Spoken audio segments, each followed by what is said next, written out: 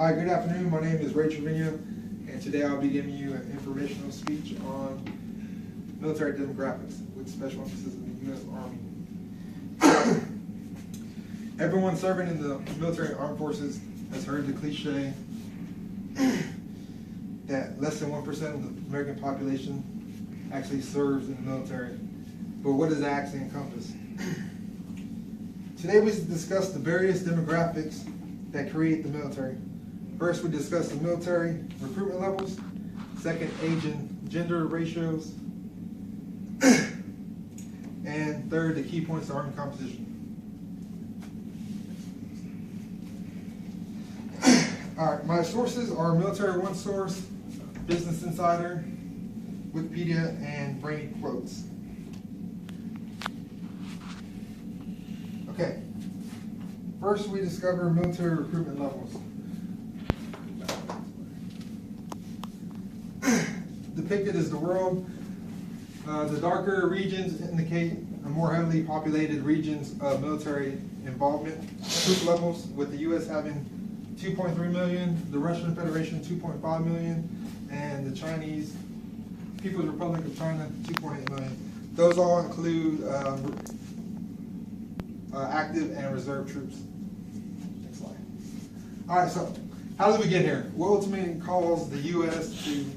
military to balloon to such levels? Well, ultimately, actions such as 9/11 were a direct result. And as quoted by George W. Bush, this was not an act of terrorism, but an act of war. Next slide. Okay, so as you can tell, after 2001, levels increased.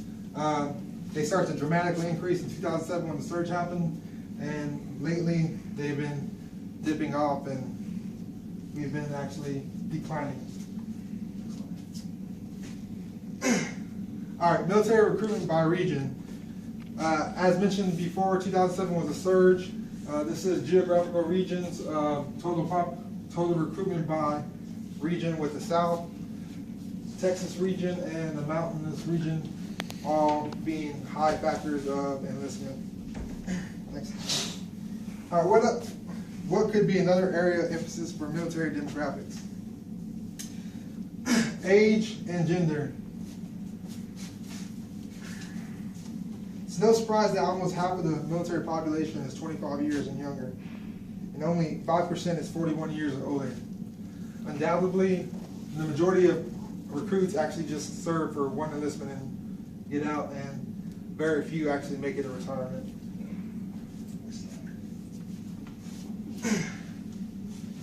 Since the year 2000, the gender ratio has been about roughly 84% male to about 16% female, and has changed very little, and that's according to Business Insider.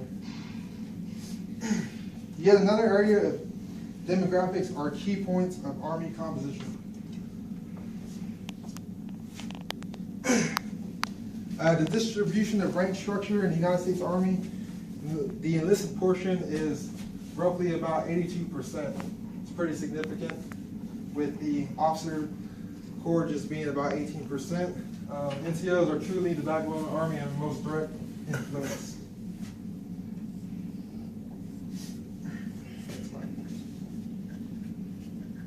Okay.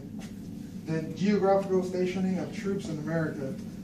The 10 states with the highest population are California, Virginia, Texas, North Carolina, Georgia, Washington, Florida, Hawaii, Kentucky, and South Carolina. Keynotes to consider: all but one have a coast. Almost half the force is stationed in 5 states: California, Texas, Virginia, North Carolina, and Georgia. And note, these are not the places of origin of the soldier or individual, but the geographical location where they're stationed. All right, so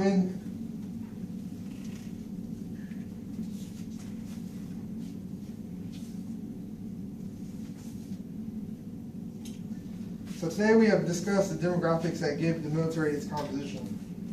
First, we learned about military recruitment levels, the age and gender ratio, and finally we discovered the composition of the Army in regards to rank distribution and geographical location.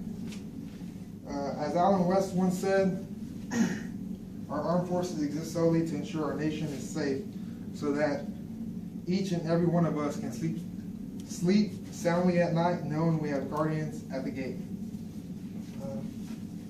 Listed are my resources, and this concludes my informational speech. How long is it? How long is it? Like 5